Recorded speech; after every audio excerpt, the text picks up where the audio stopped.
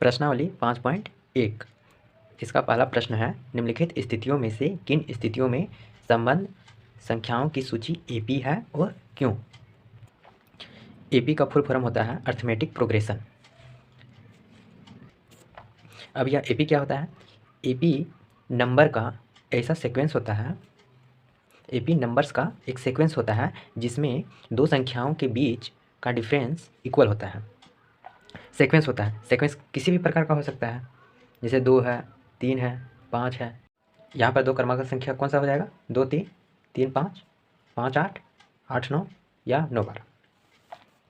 अब यहाँ पे देखिए दो क्रमांक संख्याओं का डिफरेंस कितना है? यहाँ पे डिफरेंस कितना है? 1 का। यहाँ पे कितना का है? 2 का डिफरेंस है। यहाँ पे कितना का डिफरेंस है?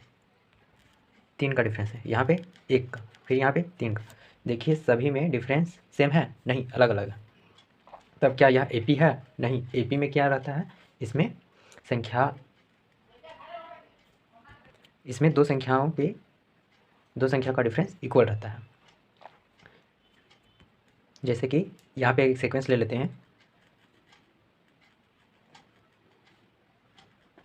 जैसे कि ये एक सीक्वेंस है। यहाँ पे दो लगातार संख्याओं का डिफरेंस कितना है? दो क्रमागत संख्याओं का डिफरेंस। यहाँ पे 2 है, यहाँ पे भी 2 है, यहाँ पे भी 2 है, यहाँ पे भी 2 है, यहाँ पे भी 2 है और यहाँ पे भी 2। यह क्या है? यह संख्याओं का एक सीक्वेंस भी है। यह संख्याओं का एक ऐसा सीक्वेंस है जिसमें दो क्रमागत संख्याओं के बीच का डिफरेंस इक्वल है, यानी कि सब में समान है। इसे हम एपी कहेंगे। ये जो है 2 4 6 8 10 12 14, ये सब क्या है? एपी बना रहा है। ये सब मिलकर क्या निर्माण कर रहा है? एक एपी का। इसी प्रकार हम और आगे बढ़ते जा सकते हैं। वही चीज़ इस प्रश्न में लिखा हुआ है कि पहला प्रश्न के अंतर्गत जितने भी प्रश्न हैं उस सारे प्रश्न में कुछ स्थिति दिया गया है और उस स्थिति से संख्या का एक सूची बनेगा और हमें पता लगाना है कि संख्याओं का वह सूची एपी है या नहीं। यहाँ पर ध्यान दीजिए कि जैसे कि मैंने बताया कि ये एक एपी है। इसमें जो पहला पद है, यहाँ पे पहला पद कौन सा है? 2। पहला संख्या कौन सा है? 2। इसको हम पहला पद बोलेंगे और इसको हम ए से डिनोट करेंगे। और जो दो क्रमांक संख्याओं के बीच में डिफरेंस रहेगा, जो अंतर रहेगा, उसको हम बोलेंगे सार्व अंतर और इसको हम डिनोट करेंगे डी से। इसको हम डी से दर्शाएंगे। और जो अंतिम पद रहेगा यहाँ पे जैसे कि 14 है, इसको हम किस चीज़ से डिनोट करेंगे? ए एन, अंतिम पद या एनवा पद। इसको एनवा पद क्यों बोलेंगे वो आगे प्रश्नावली में समझ में आ जाएगा। अब हम प्रश्न की ओर चलते हैं। पहला प्रश्न के अंतर्गत में जो पहला प्रश्न है उसमें लिखा हुआ है, प्रत्येक किलोमीटर के बाद का टैक्सी का किराया, जबकि प्रथम किलोमीटर के लिए किराया 15 रुपया है और प्रत्येक अतिरिक्त किलोमीटर के लिए किराया 8 रुपया है। यानी कि टैक्सी का किराया 1 किलोमीटर के लिए 15 रुपया है और उसके बाद जितना किलोमीटर चलेंगे 8 रुपया के हिसाब से बढ़ते जाएगा। 1 किलोमीटर चलें तो उसका 15 रुपया लगेगा, फिर दूसरा किलोमीटर चलेंगे तब पहला किलोमीटर का 15 रुपया और दूसरा किलोमीटर, उसके बाद के किलोमीटर का किराया 8 रुपया से बढ़ते जाएगा। उसके बाद 1 किलोमीटर और चले यानी कि 8 रुपया बढ़ गया। उसके बाद फिर और 1 किलोमीटर चलेंगे, फिर 8 रुपया उसमें से बढ़ जाएगा। फिर 1 किलोमीटर आगे चलेंगे, फिर उसमें से 8 रुपया बढ़ जाएगा। इसलिए इसके सॉल्यूशन में लिखेंगे 1 किलोमीटर के किराया 15 रुपया, इसलिए 2 किलोमीटर के किराया 15 + 8 = 23 रुपया हो जाएगा। अब तीसरा किलोमीटर का किराया कितना हो जाएगा? 3 किलोमीटर का किराया जो दूसरा किलोमीटर का है उसमें से फिर 8 रुपया बढ़ जाएगा, यानी कि 23 + 8 = 31 रुपया। इसी प्रकार 4 किलोमीटर का किराया 31 + 8 यानी कि 39 रुपया। अब यहाँ पे देखिए कौन सा सीक्वेंस बन रहा है, संख्याओं का कौन सा सीक्वेंस बन रहा है? 15 13 31 39, 15 15 23 31 39, 15 23 31 39, ये सीक्वेंस बन रहा है। अब हमें पता करना है कि ये जो सीक्वेंस है यह सीक्वेंस एपी है या नहीं है। इसके लिए दो क्रमांक संख्याओं के बीच का अंतर देखेंगे। यहाँ पे दो क्रमांक संख्या के बीच का अंतर निकालेंगे। सबसे पहले D1 निकालेंगे, 2 बार अंतर पता कर लेंगे। सबसे पहले अंतर निकालेंगे D1, यानी कि ये A1 हो गया, ये A2 हो गया, इसी प्रकार ये A3 हो गया। यहाँ पे A2 - A1 करेंगे सार्व अंतर निकालने के लिए। A2 - A1 यानी इक्वल टू A2 कितना है? 23 है, माइनस A1 कितना है? 15 = 8। इसी प्रकार हम A3 - A2, A3 कितना है? 31 और A2 कितना है? 23। 31 - 23 करेंगे कितना आ जाएगा? 8 करेंगे, यानी कि सार्व अंतर एक ही आ रहा है। इसी प्रकार यदि हम आगे भी देखें तो आगे भी इतना ही आएगा। A4 - A3 भी करेंगे तो आगे भी इतना ही आएगा। 2 ही बार करना है। यदि दोनों बार में सेम आ जाता है, एक A2 - A1 करना है, उसके बाद A3 - A2 करना है, दोनों में यदि सेम आता है तब समझ जाएंगे कि यह AP है। इसलिए यहाँ पे लिखेंगे, चूँकि यहाँ सार व अंतर समान है। सार व अंतर किसको बोलते हैं? D को। पहला सार व अंतर निकालें इसलिए इसको D1 बोल दिए, दूसरा सार व अंतर निकालें इसलिए इसको D2 बोल देंगे। ये चीज़ लिखना है, चूँकि यहाँ सार व अंतर समान है इसलिए यह श्रृंखला यानी कि यह सीक्वेंस AP है। ये सब प्रश्न एग्जाम में इंपॉर्टेंट नहीं है पहला का, दूसरा प्रश्न से वहाँ से एग्जाम के लिए इंपॉर्टेंट हो जाता है। ये सब प्रश्न कम ही पूछता है। अब अगला प्रश्न है इसी का, इसमें लिखा हुआ है किसी बेलन यानी कि सिलेंडर में उपस्थित हवा की मात्रा जबकि वायु निकालने वाला पंप प्रत्येक बार बेलन की हवा का 1/4 भाग बाहर निकाल देता है। यहाँ पे लिखा हुआ है कि एक बेलन है उसमें हवा उपस्थित है और एक पंप है जो एक बार में इस बेलन से जितना हवा है उसका 1/4 भाग निकाल देता है। इसमें सबसे पहले लिखेंगे माना बेलन में हवा की मात्रा 1। हम लोगों ने कितना माना कि बेलन में हवा 1 है। अब पंप पहली बार में कितना निकालेगा? जितना हवा है उसका 1/4 भाग। पहली बार बेलन से हवा निकाला यानी कि पंप द्वारा पहली बार में जो बेलन से हवा निकाला वो कितना निकालेगा? 1 है और 1 का 1/4 भाग निकालेगा। 1 × 1/4 कितना आ जाएगा? 1/4 यानी कि 1/4 निकालेगा पहली बार में। अब 1/4 निकालेगा तब बेलन में कितना हवा शेष रह जाएगा? अब बेलन में शेष हवा इक्वल टू पहले 1 था और अब 1/4 निकल गया, कितना बचेगा? 1 - 1/4 यानी कि 3/4। 1 में 1/4 घटाएंगे कितना आएगा? 3/4 आएगा। इसी प्रकार अब इतना हवा शेष है। अब फिर से हम हवा निकाले पंप से तब कितना निकलेगा? जो हवा है बेलन में उसका 1/4 कितना है? 3/4 है, इसका 1/4 निकलेगा। इसलिए आगे लिखेंगे दूसरी बार बेलन से हवा निकला, कितना निकला? 3/4 का 1/4 इक्वल टू 3/16। अब इतना निकल गया दूसरी बार में। अब बेलन में कितना हवा शेष रहेगा? जो पहले था, पहले कितना था? 3/4, इसमें से 3/16 निकल गया यानी कि 3/16 को माइनस कर देंगे। इसलिए लिखेंगे अब बेलन में शेष हवा इक्वल टू 3/4 - 3/16 इक्वल टू 9/16। इसी प्रकार अब तीसरी बार बेलन से हवा निकला, कितना निकलेगा? जितना बेलन में हवा है यानी कि 9/100 इसका 1/4, 9/16 का 1/4 करेंगे आ जाएगा 9/64। 9/16 था, इसका 1/4 निकल गया यानी कि 9/16 गुना 1/4 इक्वल टू 9/64। अब बेलन में शेष हवा, अब बेलन में कितना हवा शेष रहेगा? 9/16 था, इसमें से निकल गया 9/64 यानी कि 9/16 माइनस 9/64 इक्वल टू 27/64। अब यहाँ से AP क्या बना कि पहले बेलन में 1 था, उसके बाद एक बार निकालें तो वह 3/4 बचा, फिर उसमें से निकालें हवा तो 9/16 बचा, फिर उसमें हवा निकालें कितना बचा? 27/64 बटा।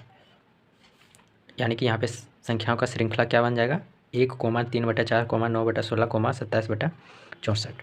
अब यहाँ पे हम सार अंतर निकाल लेंगे। यदि सार अंतर इक्वल आ जाता है तब हम क्या कहेंगे कि यह AP है, यह श्रृंखला AP है। D1 निकालेंगे A2 - A1, यहाँ पे A2 3/4 है और A1 1 है, इसलिए 3/4 - 1 करेंगे कितना आएगा? -1/4। ये आया पहला। अब फिर एक बार निकाल के देखेंगे यानी कि इसको बोलेंगे D2 equal to A3 - A2। A3 है 9/16, 9/16 माइनस A2 यानी कि 3/4 इक्वल टू करेंगे यहाँ पे मिलेगा 3/16। अब देखिए यहाँ पे सार अंतर -1/4 आया था, उसके बाद सार अंतर आया -3/16 यानी कि दोनों में D अलग अलग है। इसलिए लिखेंगे यहाँ पे कि चूँकि सार अंतर समान नहीं है इसलिए यह श्रृंखला AP में नहीं है। क्या लिखेंगे? चूँकि सार अंतर समान नहीं है इसलिए यह श्रृंखला AP में नहीं है, या यह संख्याओं का यह सूची श्रृंखला में संख्याओं का यह सूची AP में नहीं है। या तो श्रृंखला लिखिए या तो लिखिए संख्याओं का यह सूची AP में नहीं है। अब अगला प्रश्न है प्रत्येक मीटर की खुदाई के बाद एक कुआं खोदने में आई लागत जबकि प्रथम मीटर खुदाई की लागत 150 रुपये है और बाद में प्रत्येक मीटर खुदाई की लागत 50 रुपये बढ़ती जाती है। यहाँ पे कहा गया है कि पहला मीटर यानी कि 1 मीटर जब खोदते हैं उसमें खुदाई का लागत 150 रुपया है और बाद में हम जितना मीटर खोदते जाएंगे उतना मीटर के लिए 50-50 रुपया लगते जाएगा, यानी कि पहला मीटर 150 रुपये लगे, दूसरा मीटर कितना लगे 150 मीटर पहला मीटर के लिए जो लगा था, और दूसरा मीटर जो हमने अतिरिक्त खुदाई किया उसका एक मीटर का ज़्यादा लगेगा। जैसे कि टोटल 2 मीटर हम लोगों ने खुदाई किया तो पहला मीटर के लिए तो 150 रुपये लगा, फिर 1 मीटर जो खोदा उसके लिए कितना लगेगा 50 रुपये, फिर यदि हम और 1 मीटर खोदना चाहें तो फिर उसके लिए फिर 50 रुपये लगेगा, फिर 1 मीटर खोदना चाहें उसके लिए फिर 50 रुपये लगेगा, यानी कि पहला मीटर के लिए तो फिक्स है इतना लगेगा, फिर उसके बाद जितना लगेगा 50-50 रुपया लगते जाएगा, जिसके बाद 50-50 रुपये लगेगा। वही चीज़ लिखा हुआ है, प्रथम मीटर खुदाई की लागत 150 रुपये, इसलिए दूसरी मीटर खुदाई की लागत 150 + 50 यानी कि 200 मीटर, तीसरी मीटर खुदाई की लागत इक्वल टू 200 + 50, फिर चौथी मीटर खुदाई की लागत 250 + 50 यानी कि 300 रुपया। अब यहाँ पे श्रृंखलाओं का जो समूह बन रहा है, यानी कि संख्याओं का जो सूची बन रहा है उसको हम लिखेंगे। सबसे पहले 150 है, उसके बाद 200 मिला, उसके बाद 250, उसके बाद 300, वही चीज़ लिखना है 150, 200, 250, 300। अब यहाँ पे डी निकालेंगे, डी इक्वल आएगा, डी कितना आएगा, डी निकालेंगे A2 - A1 करके, यह भी 50 मिलेगा, और D2 भी निकालेंगे, ये भी 50 मिलेगा। इसलिए यहाँ पे लिखेंगे, चूँकि यहाँ सार अंतर समान है इसलिए संख्याओं का यह सूची AP में है। अब अगला प्रश्न है, खाते में प्रत्येक वर्ष का मिश्र धन जबकि 10,000 रुपये की राशि 8% वार्षिक की दर से चक्रवृद्धि ब्याज पर जमा की जाती है।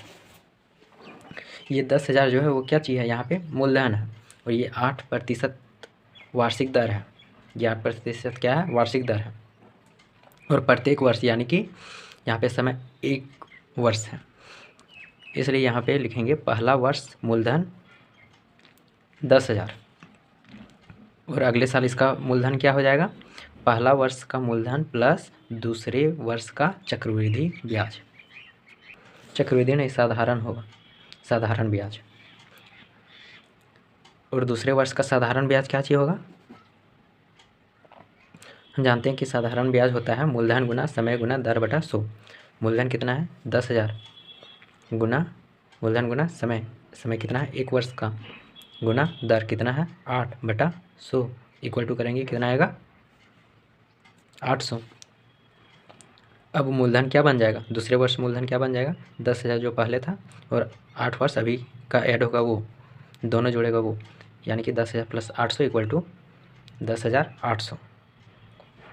इसी प्रकार तीसरे वर्ष का साधारण ब्याज हो जाएगा, ये साधारण होगा, और यहाँ पे पहला वर्ष नहीं होगा, यहाँ पे मूलधन लिख लीजिए, मूलधन इतना है, इसलिए 1 वर्ष के बाद 1 वर्ष में मूलधन ये हो जाएगा, जो मूलधन रहेगा पहले मूलधन है वो, उसके बाद 1 वर्ष का साधारण ब्याज आएगा वो।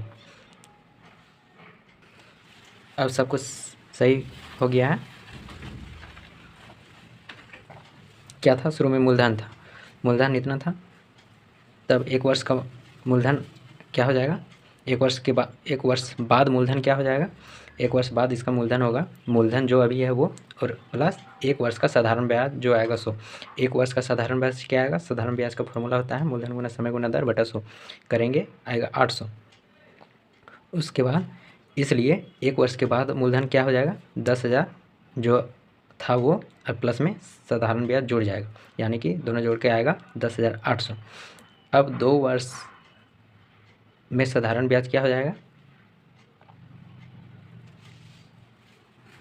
यानी कि अब अगला साधारण ब्याज क्या हो जाएगा, अब मूलधन ये है, मूलधन गुना समय गुना दर, मूलधन वही है, समय भी 1 वर्ष के लिए है, गुना दर 8/100 यानी कि आ जाएगा 864। अब ये 864 इससे पहले जो मूलधन है उसमें जुड़ जाएगा, इससे पहले मूलधन कितना था 10,800, 10,800 में जुड़ गया, 10,800 + 864 इक्वल टू 11,664। ये क्या आया, 2 वर्ष के बाद का मूलधन, 2 वर्ष के बाद ये मूलधन हो जाएगा, शुरू में मूलधन इतना था, उसके बाद 1 वर्ष के बाद ये मूलधन हो गया, उसके बाद फिर 2 वर्ष के बाद इसका मूलधन ये हो जाएगा।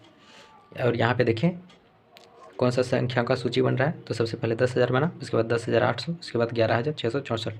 यहाँ पे डी निकालेंगे सार्वंतर, पहला सार्वंतर निकालेंगे वह आएगा 800। फिर इन दोनों को घटा के सार्वंतर निकालेंगे वह आएगा 864। यहाँ पे दोनों सार्वंतर समान नहीं है, इसलिए लिखेंगे यहाँ पे चूँकि सार्वंतर समान नहीं है इसलिए यह श्रृंखला एपी नहीं है, या यह संख्याओं की सूची एपी नहीं है।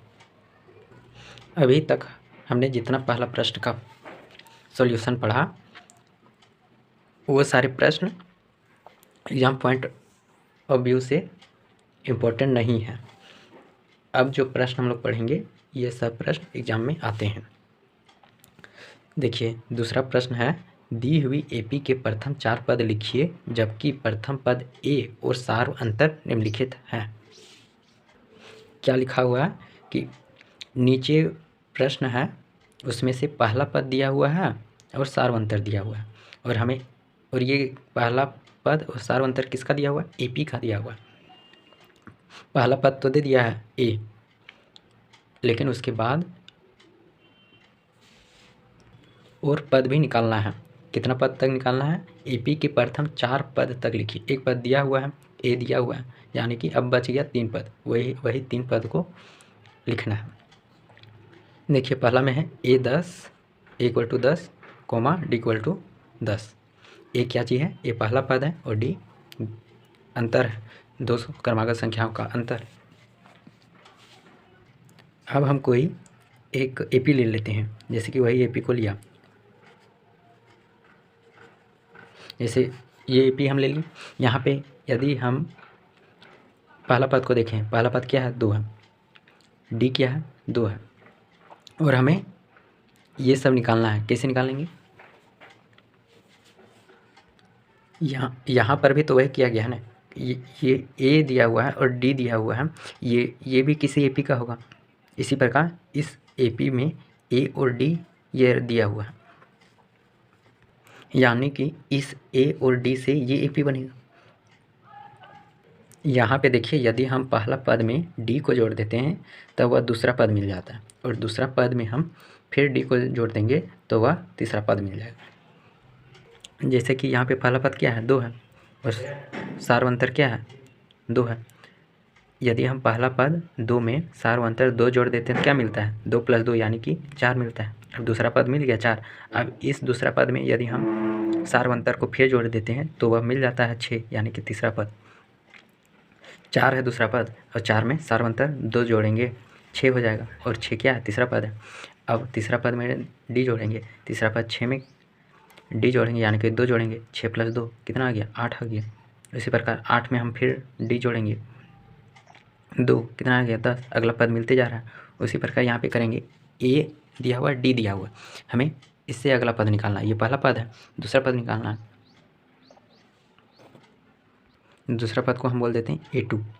A2 इक्वल टू क्या हो जाएगा? A1 + D, A1 + D। यहाँ पे A1 कितना है? A1 है 10, और D कितना है? D है 10, यानी कि 10 + 10 = 20 हो गया। दूसरा पद कितना आ गया? 20 आ गया। अब तीसरा पद निकालना है। तीसरा पद के लिए दूसरा पद में D जोड़ देंगे। अब यहाँ पे 20 है, दूसरा पद 20 है, इसमें फिर डी जोड़ देंगे तो वह 30 आ जाएगा, क्योंकि डी कितना है? 10 है। अब इस 30 में फिर हम 10 को जोड़ देंगे जो कि डी है, तो वह क्या मिल जाएगा? 40 मिल जाएगा। अगला पद मिल जा रहा है। या नहीं तो आप क्या कर सकते हो कि A2 निकालना है, यानी कि दूसरा पद निकालना है, उसमें से पहला पद प्लस D1 तो कर दिए, लेकिन A3 निकालना है, तो इसको हम और एक तरीके से निकाल सकते हैं। A + 2D कर दें, A3 यानी कि तीसरा पद equal to A + 2D। D का 2 गुना करेंगे, जितना पद चाहिए, जो वाला पद चाहिए उससे एक कम गुना करेंगे। तीसरा पद चाहिए यानी कि दूसरा 2 से गुना करेंगे डी को, और उसको ए में जोड़ देंगे, यानी कि A + 2D इक्वल टू कितना आएगा? 10 + 2 × 10 = 10 + 20 = 30 आ गया। इसी प्रकार चौथा पद निकालेंगे तो A + चौथा पद निकालना है, यानी कि 4 से एक कम, यानी कि 3 से गुना करेंगे डी को। 3D हो जाएगा, यानी कि a plus 3D equal to 10 plus 3 गुना 10 equal to 10 plus 30 equal to 40। और इसमें क्या था कि दूसरा पद निकालना है तो पहला पद में डी जोड़ देना है, और तीसरा पद निकालना है तो दूसरा पद में डी जोड़ देना है। यानी कि यहाँ पे क्या होता है A2 प्लस डी, ये किसके लिए A3 के लिए, फिर A4 के लिए जो कि ये रहा, ये कितना हो जाएगा A3 प्लस डी। उसी प्रकार दूसरा प्रश्न में है a equal to -2 comma D equal to 0। A1 equal to A को हम लोगों ने क्या माना, a माना। A1 equal to A equal to कितना दिया हुआ -2। अब हमें निकालना है A2 निकालने के लिए a प्लस 2d करेंगे, डी, क्योंकि दूसरा पद निकालना है तो पहला एक ही से गुना करेंगे डी को, 1 into D equal to D हो जाएगा। यहाँ पे एक ही रह जाएगा, एक की जगह -2 प्लस 1 गुना 0 इक्वल टू -2। इसी प्रकार A3 निकालना है, तीसरा पद निकालना है, इसलिए a प्लस तीसरा के लिए निकालना है तो उसको 2 से गुना करेंगे, यहाँ पे भी 2 आ जाएगा। इसको निकालेंगे तो यह -2 आ जाएगा। इसी प्रकार A4 निकालेंगे तो वह -2 हो जाएगा। यहाँ पे 4 पद तक लिखने के लिए भी कहा गया था। पहला में 4 पद तक क्या लिखेंगे, पहला 10 हो जाएगा, दूसरा 20 हो जाएगा, तीसरा 30 हो जाएगा और चौथा 40 हो जाएगा। इसी प्रकार यहाँ पे क्या हो जाएगा, पहला -2, फिर दूसरा आया -2, फिर तीसरा आया -2 और फिर चौथा क्या आया -2 आया। यही इसका आंसर हो जाएगा और इसका ये आंसर हो जाएगा। देखिए दूसरा को ऐसे भी बना सकते हैं, प्रथम पद a इक्वल टू -2 और सार्वंतर डी। हम जानते हैं सार्वंतर क्या चीज़ होता है, दो क्रमागत संख्या का अंतर होता है। इसको हम ऐसे भी लिख सकते हैं A2 माइनस A1 या A1 को A भी बोलते हैं। हमें A2 निकालना है, दूसरा पद निकालना है, D दिया हुआ है 0 equal to A2 minus A का वैल्यू कितना है -2 है। यहाँ से हम A2 निकालेंगे, A2 इक्वल टू कितना आ जाएगा -2 आ जाएगा। कैसे, क्योंकि ये 0 है, 0 इक्वल टू A2 और ये प्लस माइनस क्या हो जाएगा +2। अब ये A2 रहेगा और ये +2 इक्वल टू उधर चल जाएगा, माइनस में हो जाएगा, यानी कि A2 -2 हो गया। आप कैसे भी करके बना सकते हैं, बस कैलकुलेशन सही होना चाहिए, आपका उत्तर वही आएगा। मैथ का यही खासियत है कि मैथ को हम किसी भी तरीके से सॉल्व कर सकते हैं, बस तरीका सही होना चाहिए। अब A2 निकल गया, A3 निकालना है तो A3 में A2 में D जोड़ देंगे, दूसरा पद में D जोड़ देंगे। दूसरा पद A2 है plus D equal to A2 कितना आया था -2 प्लस 0 इक्वल टू -2। इसी प्रकार चौथा पद निकालना है तो तीसरा पद में हम D जोड़ देंगे, तीसरा पद यानी कि A3 plus D equal to A3 कितना है -2 प्लस D यानी कि 0 इक्वल टू -2। इसलिए यहाँ पे प्रथम 4 पद क्या होगा -2 यही उत्तर। यहाँ पे A2 A प्लस D से भी आ जाएगा। A कितना है, A है -2 प्लस D है 0, A2 इक्वल टू -2। अब आगे है A equal to 4 D equal to -3। यहाँ प्रथम पद A इक्वल टू कितना है 4 है, A equal to A1 equal to 4 है और सार्वंतर D equal to A2 minus A या A2 माइनस A1 बोलिए, बात एक ही है। अब -D मालूम है, -D 3 दिया हुआ है इक्वल टू A2 निकालना है, A2 की जगह A2 रहने दिया माइनस A का मान कितना है 4, A का मान 4 है, 4 बिठा दिए। अब ये -4 इक्वल टू उधर चल जाएगा, क्या बचेगा -3 प्लस 4 हो जाएगा, 4 -4 इक्वल टू उधर जाएगा तो वो +4 में कन्वर्ट हो जाएगा, यानी कि A2 equal to -3 plus 4 equal to 1। आप ऐसे भी करके देख लीजिए कि A2 equal to A plus D, A कितना है A है 4 प्लस और D कितना है -3, 4 प्लस माइनस यहाँ पे माइनस हो गया, 3 इक्वल टू क्या है 1 आया। आप ऐसे बनाइए, ऐसे बनाइए, जैसे भी बनाना है। अब तीसरा पद निकालना, यानी कि A3 इक्वल टू क्या हो जाएगा दूसरा पद, यानी कि A2 plus D equal to A2 कितना है 1 है, इसकी जगह पर 1 लिख देंगे प्लस D कितना है -3 इक्वल टू क्या हो जाएगा -2। इसी प्रकार चौथा पद A4 इक्वल टू तीसरा पद A3 plus D equal to तीसरा पद है -2 प्लस D यानी कि -3 इक्वल टू -5। अब यहाँ पे प्रथम 4 पद क्या मिल गया 4, 1, -2, -5, यही उत्तर हो जाएगा। इसी प्रकार आप सारे प्रश्नों को बना सकते हैं। चौथा प्रश्न में A2 आएगा -1/2, A3 आएगा 0 और A4 आएगा 1/2। यानी कि यहाँ पे प्रथम 4 पद हो जाएगा -1, -1/2, 0, 1/2, ये उत्तर हो जाएगा। अब आगे ए दिया हुआ है -1.25, डी दिया हुआ है -0.25। यहाँ पे प्रथम पद ये रहा और सारवंत ये रहा। यहाँ पे A2 निकालेंगे, A2 आएगा -1.50 और A3 आएगा -1.075 और इसी प्रकार A4 आएगा -2.00। यानी कि यहाँ का प्रथम 4 पद हो जाएगा। पहला पद -1.25, दूसरा पद -1.50, तीसरा पद -1.75, चौथा पद -2.00। यही उत्तर हो जाएगा। अब तीसरा प्रश्न में लिखा हुआ है निम्नलिखित में से प्रत्येक AP के लिए प्रथम पद तथा सारवंतर लिखिए।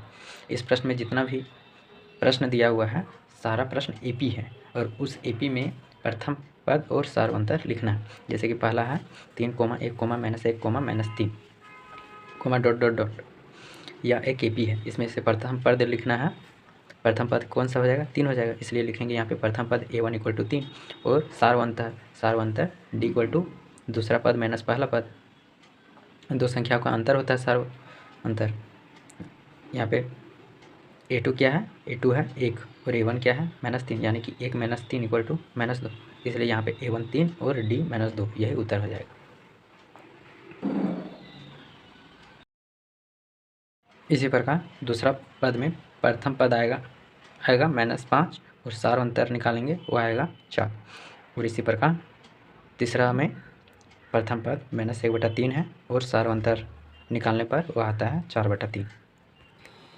इसी प्रकार चौथा में प्रथम पद 0.6 है और इसका सारवंतर निकालेंगे इस AP का, वह आएगा 1.1, यानी कि इसका पहला पद 0.6 और सारवंतर D 1.1 हो जाएगा। अब अगला प्रश्न, चौथा प्रश्न में लिखा हुआ है निम्नलिखित में से कौन कौन AP है? यदि कोई AP है तो इसका सारवंतर ज्ञात कीजिए और इनके 3 और पद लिखिए। पहला है 2, 4, 8, 16। इसमें से हम पहले D1 का वैल्यू निकालेंगे और उसके बाद D2 का वैल्यू निकालेंगे। यदि D1 D2 समान आ जाएगा तब हम कहेंगे कि यह AP में है। D1 निकालेंगे। D1 क्या होता है? सारवंतर दूसरा पद माइनस पहला पद। दूसरा पद इसमें 4 है और पहला पद क्या है? 2, यानी 4 - 2 = 2। अब D2 निकालेंगे। D2 क्या होता है? तीसरा पद माइनस दूसरा पद। तीसरा पद है 8 माइनस दूसरा पद 4, 8 - 4 = 4। यहाँ पे देखिए सारवंतर अलग अलग आ रहा है, इसलिए हम लिखेंगे चूँकि D का मान समान नहीं है इसलिए यह AP में नहीं है। D इक्वल होता है D होता है D1 = होता है D2 या D3, जो भी D निकालें सब एक दूसरे के इक्वल होता है। D मतलब दो संख्याओं के बीच का अंतर, जो कि प्रत्येक दो संख्याओं के बीच का अंतर समान रहता है AP में। जैसे यहाँ पे भी D का अंतर समान होना चाहिए, यहाँ पे भी D का अंतर समान होना चाहिए और इन दोनों संख्याओं के बीच भी D का अंतर समान होना चाहिए। दो संख्याओं के बीच का अंतर समान होना चाहिए, तब AP होगा, अन्यथा AP नहीं होगा। अब दूसरा में है 2, 5/2, 3, 7/2। यहाँ पे D निकालेंगे, एक D1 निकालेंगे, यह D1 आता है 1/2 और D2 निकालेंगे, यह भी आता है 1/2। अब D1 समान है दोनों में, यानी कि यह AP है और AP है, इसलिए और 3 पद ज्ञात करके लिखना है। यहाँ पे 1, 2, 3, 4 पद तक दिया हुआ है, इसलिए हम यहाँ पे 5वां पद निकालेंगे। 5वां पद क्या चीज़ हो जाएगा? 5वां पद = चौथा पद जो कि है 7/2 और उसमें क्या जोड़ देंगे? D, जो कि है 1/2। जोड़ने पर मिलेगा 4। इसी प्रकार 6वां पद निकालना है। 6वां पद में क्या करना है? 4 में 1/2 जोड़ देंगे, आ जाएगा 9/2। इसी तरह 7वां पद निकाल देंगे। 7वां पद क्या हो जाएगा? 6ठा पद जो कि है 9/2 प्लस 1/2 D = क्या हो जाएगा? नीचे 2 ऊपर में 10, यानी कि 5 हो जाएगा और यही उत्तर हो जाएगा। 4, 9/2 और 5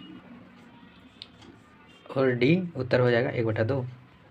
यहाँ आप ये 5 ऐसे भी निकाल सकते हैं, A + डी को कितना से गुना करना है, जितना पद निकालना है, जो पद निकालना है उससे एक कम 5वां पद निकालना है, यानी कि 4 से गुना करना है। 5 में एक कम 4 से गुना करना है, a + 4d, वो भी इतना ही आ जाएगा। यदि छठा पद निकालना है तो इसको a + 5d से गुना कर देंगे। इसके बाद 7वां पद निकालना है तो a + 6d से गुना कर देंगे। 7वां पद निकालना है इसलिए 6 को d से गुना करेंगे, और छठा पद निकालना है इसलिए 6 से एक कम यानी कि 5 को d से गुना कर देंगे। इसी प्रकार आप इसके सारे सवालों को सॉल्व कीजिए। उम्मीद है आप लोगों को वीडियो पसंद आया होगा। मिलते हैं अगले वीडियो में।